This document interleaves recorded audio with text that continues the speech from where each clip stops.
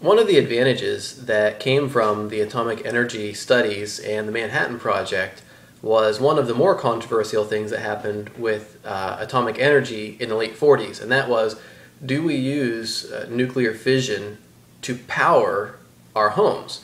The issue of using nuclear power plants was one that divided a lot of Americans. Keep in mind that there was the threat looming of Russia developing their own atomic bomb, and there was also the pictures people had seen of the effects of an atomic explosion, and then there are people trying to say, oh, let's use this for a power plant. Now, they had polled people. There was a Gallup poll done in 1948, and as many as 2/3 of Americans believed that even though there would be risks with atomic energy, in the long run, more good would be done than harm. All right, now it's time for another major heading in your text, and that's the Korean War.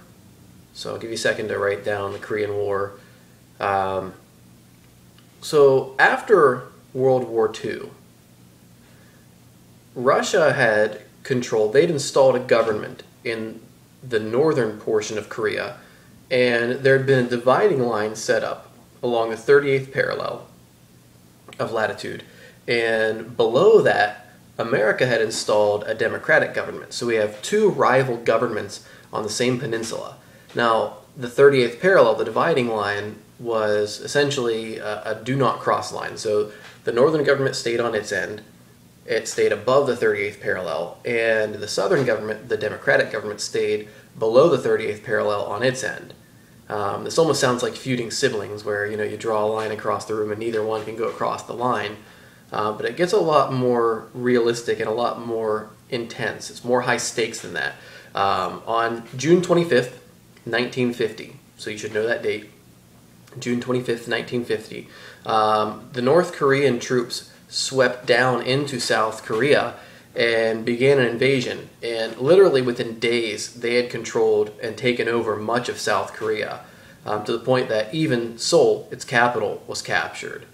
And now the question that America had to ask itself was, what do we do here?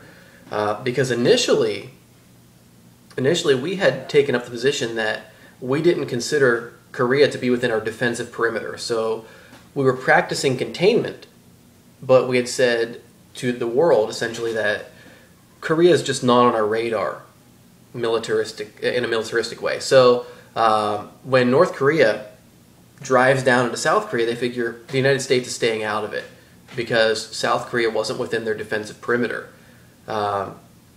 So on June 27th, so June 24th, 1950, the invasion starts. June 27th, so 3 days later, Truman appeals to the United Nations to allow some kind of military action to happen. Now, obviously, we don't need the United Nations approval to start a war. We can start a unilateral war. However, it looks better to the world community. We look better if we appeal to the United Nations. Now, the Soviet Union, who supported the North Korean government, they were boycotting the Security Council. So the UN Security Council, which makes decisions on war, Russia didn't have a vote or a veto. Remember that each party can exercise their veto power in the Security Council. Well, Russia was boycotting, so they didn't get to use their veto. So the rest of the members of the UN Security Council approved American intervention. Otherwise, it would have been interesting to have seen what would have happened if Russia wouldn't have been boycotting and if they would have tried to use their veto. It'd be interesting to see whether or not the United States would have still gotten involved. So on June 30th, so remember, it's June 24th the invasion starts. By June 30th, Truman appoints Douglas MacArthur as the acting general in charge of military operations there. And we make an adaptation, if you remember, NSC 68, the National Security Council 68, where we now recognize containment involves any country that's being invaded by communist powers, regardless of its strategic importance. So now we've expanded on NSC 68 so that it doesn't just involve defending, but it also involves liberating. So this is where the policy of setting up a new democratic government that you even see in Iraq and Afghanistan, it has its genesis in NSC 68. So anyway, we send American troops in, and our troops stem the tide. So the North Korean advance is stopped. We actually push back to the 38th parallel, regain Seoul for the South Koreans, and then MacArthur receives permission to cross the 38th parallel and take the war onto North Korean soil. Now, this is where things start to get complicated, because we begin invading North Korea, and everything's going well. By October 19th, Pyongyang, which is the capital of North Korea, fell. And UN forces, coalition, American and other forces at this point, are continuing their trek up closer to the northern border of North Korea. But here's where the problem starts. The northern border of North Korea is the southern border of China. And China did not like the fact that American and coalition forces were getting close to their border. So on November 4th, by November 4th, 8 divisions, that's a large amount of Chinese soldiers, they start fighting back against us. So they're helping the North Koreans, and at this point there are coalition soldiers fighting China in North Korea. So I know it's a little complicated, but by December, so a month later, we're way outnumbered, particularly the American troops are way outnumbered, and the coalition troops don't really amount to a whole lot. So it's really, if you look at this, I'm going to talk about the UN troops, but it's really mostly American troops. Just like in Iraq, just like in Afghanistan, it was a coalition battle, but America made up the vast majority of soldiers. So anyway, now we're being pushed back. So the Chinese are pushing back against us, and within a few weeks, in December, we had been pushed all the way back into South Korea again, and we had lost Seoul a second time. So the Chinese troops and the North Korean troops push us back. They take the South Korean capital again, and we're getting pushed further and further back. Now, we want to avoid war with China. At least Truman does. Now, this is interesting because General MacArthur does not like the idea that Truman is binding his hands. He thinks that Truman should order, if we're fighting China, he said, then we're fighting China. So it doesn't matter whether China's in North Korea, it doesn't matter whether China's in South Korea, or whether China, it's their own troops on their own homeland. We're fighting a war against China, so we need to declare war on China.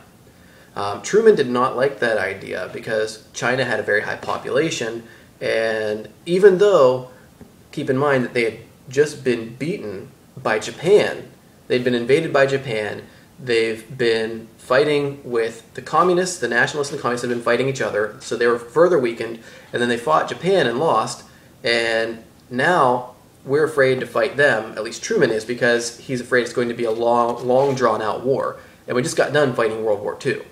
So anyway, Truman tells MacArthur, no way, under no circumstances will we fight with China, but we will fight the Chinese in North Korea. So we start making our way back up to the 38th parallel again, and we keep trying to push back to get to the 38th parallel line, so at least we have South Korea under South Korean control. But while we're doing this, there's some drama. General MacArthur actually publishes a letter. He writes a letter to a Republican senator, and he says that he disagrees completely with Truman's handling of this and thinks that we should attack China. Truman, on April 11th, 1951, so the war had been going on for several months, he relieves the main general of command. So MacArthur, he relieves him of command. And the Americans, the average person in America, the general population, is outraged because MacArthur was a popular person to begin with. He was a good military commander, and he fought against difficult odds while Truman was binding his hands and was doing a good job. And then Truman pulls him out of the service over something political. So anyway, MacArthur's relieved of duty. America's mad at Truman, which is going to hurt his election in the next campaign. And the war keeps dragging on. We try to get a ceasefire, some kind of armistice, which, if you've been reading the news, North Korea has revoked the armistice, and they've opened themselves up to declaring war on us again. They've disavowed the armistice that ended the Korean War. But anyway, we're talking with China and North Korea, and we're trying to get some kind of ceasefire agreement. And this doesn't happen until 1953. So keep in mind the war started in 1950, and really we start peace negotiations in 1951, but we don't see peace until 1953. All right, now let's talk about how the war affected the economy back home. Now, remember when I said that we were going to see the government seizing businesses? Well, you see it during the Korean War. Really, the amount of production back home was very limited compared to what it was in World War II, particularly wartime production. So we're talking about tanks, guns, armaments, artillery, planes. There is some increased production. There is a slight increase in employment, but it's not nearly on the level that it was in World War II. And Truman sets up the Office of Defense Mobilization, and his goal is to fight inflation and to help spur on the war effort.